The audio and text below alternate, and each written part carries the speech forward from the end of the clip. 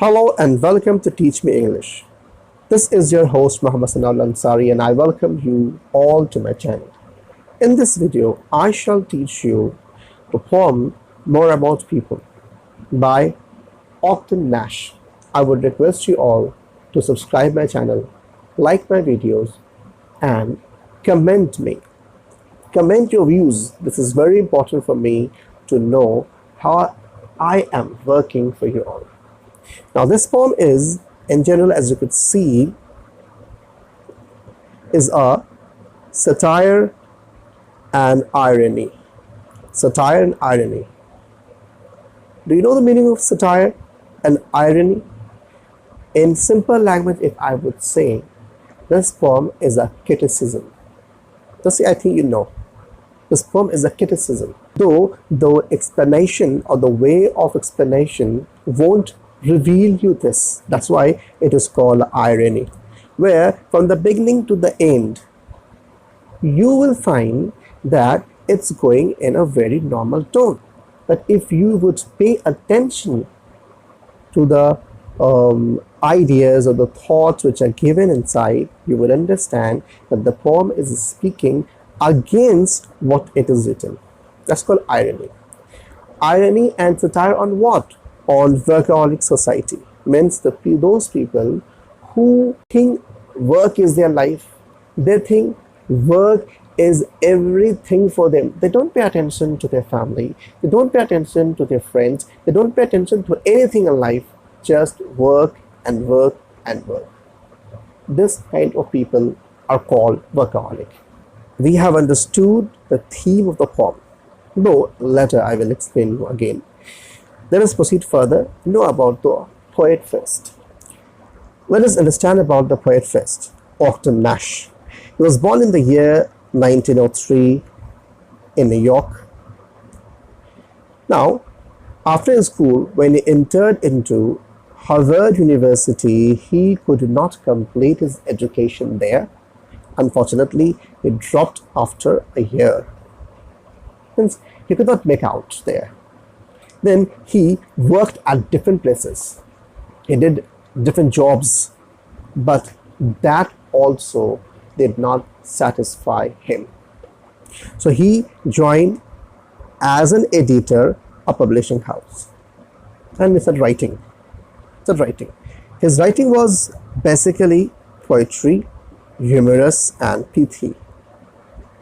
Then what happened? His first collection of poems became Hard Lines appeared. Hard Lines. From his different works, he gathered great experience about the work and about the people. His works are basically noted for pun, rhyme, and deliberately misspelled words. Deliberately means intentionally misspelled word only for the sake of rhyme. And pun, you can understand, where one word has two meanings. If I say that you are very light, so here I mean to say you are of less weight, and light also means of poor character. So here with this word light, one word meaning is a simple and easy or maybe a good one, and the other is opposite of it, which would be a hurting one. So this is what a pun, the work of pun is this. Now, he died in the year 1971. That's what you can see here, Baltimore, Maryland, USA. But the poem More About People is completely based on his experiences which he had gathered working at different places. Now let us first understand about the theme. This theme I have already told you, or I gave the hint about it when I started the poem, that it's based on the satire and the irony on the workaholic society. Basically on the American society, where people are frantic about their work. They're mad about their work. Want other to be in the same condition. The problem is this: if I'm working, if I am mad about my work, I don't want other to be in leisure. Why should other people be not working? This is what the problem of the people are. Now, they feel so irksome, means irritated when they see some people are resting without and they're not doing any work, so they feel irksome, those who are workaholic, and they start giving suggestion and many things to do. This poem is based entirely on this thought. Okay, now poetic devices which are used here, the first one which I could say, alliteration. And you will find one thing, alliteration is a very common poetic device used by almost all the poets. The alliteration helps in producing rhyming effect within the line. And you know what is alliteration? It's a repetition of what? Of initial consonant sounds. You'll find that, for example, here, when people aren't asking question. So here what happened? Aren't, asking, so here a sound is repeated. And here you see next one, if you don't succumb, they starve. So here S sound is being repeated. Metaphor. What is metaphor? Metaphor is a literary device. We use it for comparison between two unlike things. When we don't use the words like as or like, we don't use the words like this, because if we use these two words as or like, any of it, it means that part would become simile. Okay, simile and metaphor, they are somewhat like terms, but there are some differences. The most important difference is that simile is a explicit comparison. It means that it expresses clearly everything. But in metaphor, it does not explain, or it does not show the comparison clearly. That's why it is called implicit comparison. Means it has meaning inside it. Okay, for example, you see here, work is wonderful medicine. Here, work is compared to medicine.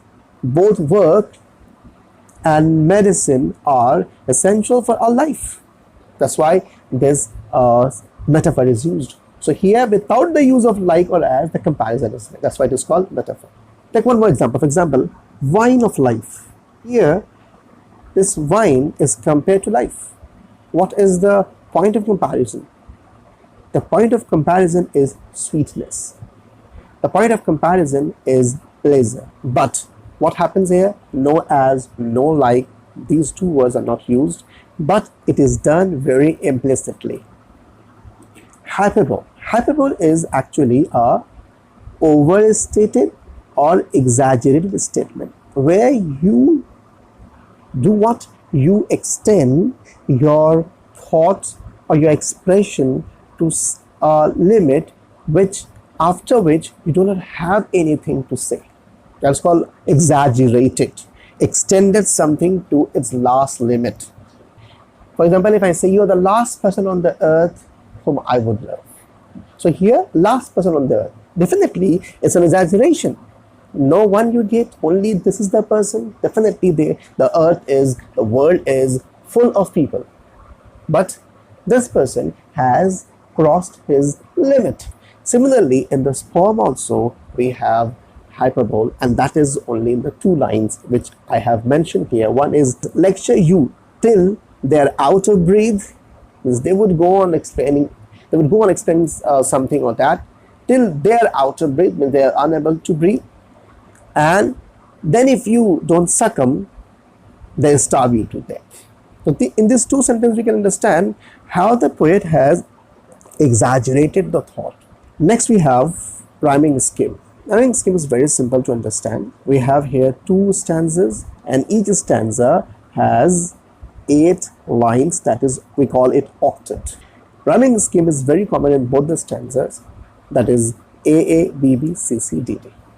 Now let us understand the poem in detail, line by line explanation. First of all, we would understand about the rhyming scheme of the poem. In the first line, the last word is questions. Take it as A because it's the first one. Question is rhyming with suggestions. Questions, suggestions, AA.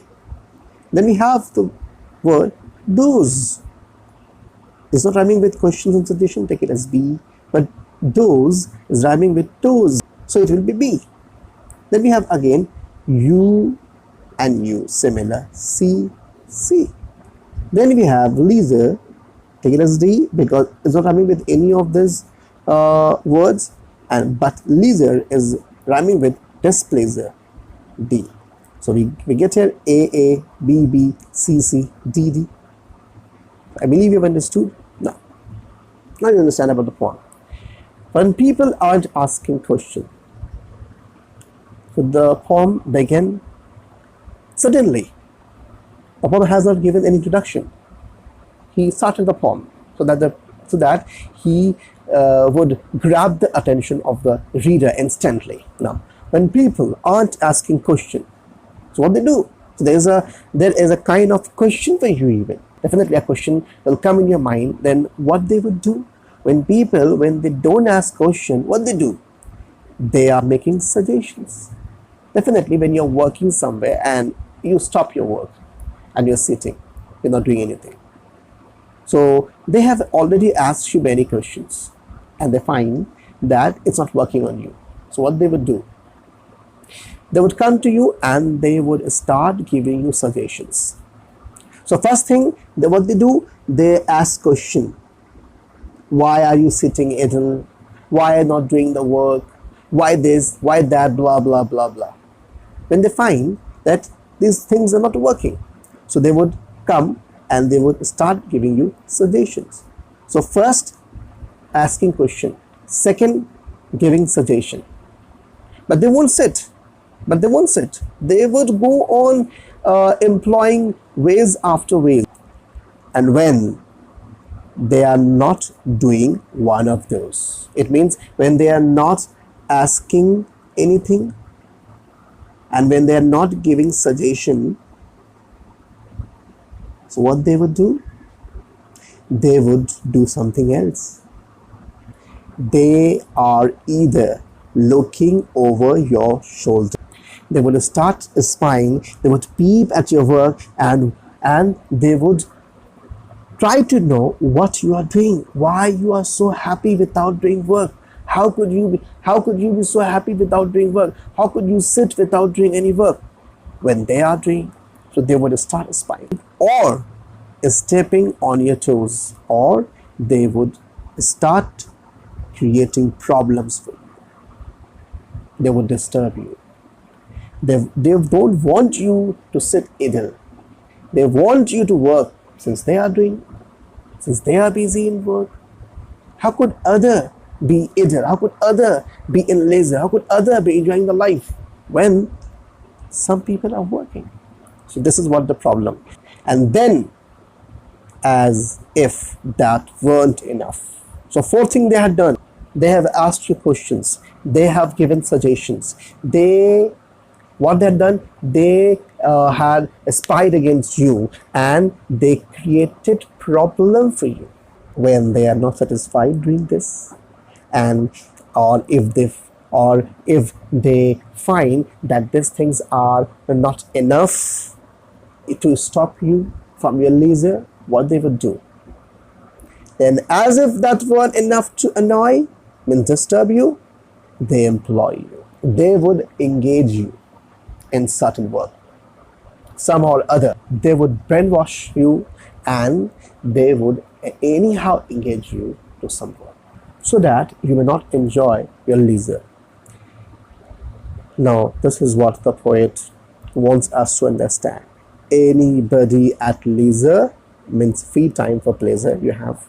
Anybody at leisure incurs, what incurs? Liable to or subject to, means make people. What they make?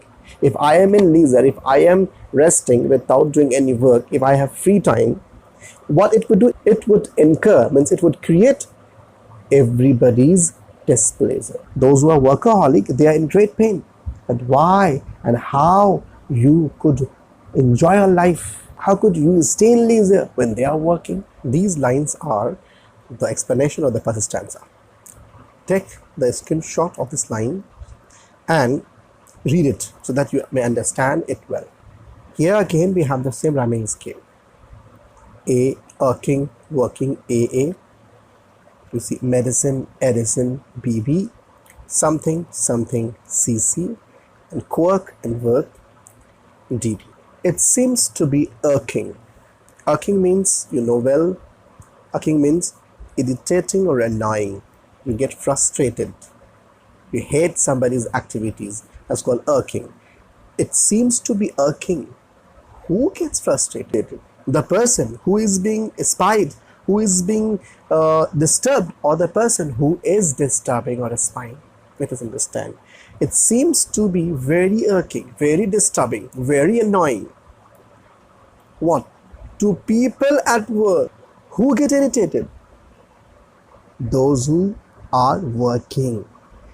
People at work means workaholic people. They get irritated. Why? To see other people not working. Seeing this, they get irritated. If I'm not working and someone else is working, that person will get frustrated, irritated. They get annoyed. Why? Because I'm not working. So how is it possible a person could sit idle without doing any work when another person is doing? So seeing this, they get frustrated. So they tell you that they have already applied many ways. If still, what happens? You do not pay attention to them. They will come to you and say, work is wonderful medicine. This is what the metaphor I explained you already. Work is wonderful medicine. Work is essential for life. Why they have used the word medicine? Why is the word life not used? For example, it would be said work is life. No.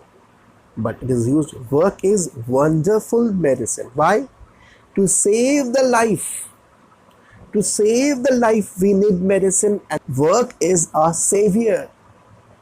It saves our life. So work is wonderful medicine. Just look at Firestone, Ford and Edison's. These are large American companies, and they will start giving you examples. Anyhow, they want to grab your attention from your free time, from your leisure, and want you to employ at some work. They start giving suggestions, Firestone, Ford, and Edison. See all these companies? How big they become? Why? Because the people in the companies, because the owners, they work a lot. They had given their life for work. That's why they reach to their zenith. They would give this example. And they lecture you till they are out to breathe or something. Okay, this is what I told you. It's a hyperbole. So they would go on giving lectures about the companies, about this and those, many things they would explain you. Till they are out of breath, means till they are unable to speak. They are themselves exhausted. They are unable to speak anymore. And then if you do not succumb, means if you do not surrender to their suggestion, they starve you to death, means they harass you with their lecture or something. They would go on giving lecture upon lectures, so that they would control your heart, your emotion, your understanding, and they want you to behave like them and become a workaholic, and all of which results in nasty work. All these things they have done. What they have done? Many things. They ask questions. Okay? They ask questions. They make suggestions. They spy. They disturb you. They tell you that work is wonderful medicine. They give example of large companies. All this thing, what happens? All these things are done to achieve a nasty work, unpleasant or odd result. What is that unpleasant conclusion? Nasty work. That if you don't want to work, so they would come to you at last. This is their last weapon. What they do. And if you don't work, you have to work. Imagine I'm sitting and I'm not doing any work. I'm enjoying my time. My boss would come to me and say, "What happened, Ansari? You're not working? See, you don't want to work? Okay, don't work. But you have to work. Why? See, you have to work. If you don't want to work, you have to work. Why? To earn enough money. You don't want to work, don't, oh, it's okay. Enjoy. But still you have to work. Why? So that you accumulate enough money so that you won't have to work. What does it mean? You won't have to work when? In your old age. So this is the last weapon they will use, and definitely you have to surrender to them and you start working. Why? Because they would give you such a suggestion that you have to work there now. If you do not work now in your youth days, then how would you survive in your old age? So this is the last weapon they use against you, and I believe after listening to this suggestion, anybody would succumb and surrender to them. But one thing is here important that the poet wants us to understand. Youth age is not only given for work. It is given to work and enjoy. Why do we work? We don't work for the work's sake. We work for our family. We work for our life. We work so that we may live a decent life, enjoy our life. If you become workaholic, if you become addicted to work, that you forget everything and you think that work is the only life for you, this is the wrong thought that this poet wants us to explain. That's what this poem is a satire, and a poem is an irony. We must work. We must work, but we must not make that work is the ultimate goal. Ultimate goal is to live life, a happy life, and reach to our death. This is what the ultimate goal. And to achieve that happiness, we have to work. So this is the thing that the poet wants us to understand. Here we have the explanation of the second stanza. Again, I would suggest you take a screenshot, read it. Though I have explained you already, but read it. It will help you to understand better. Here are some questions.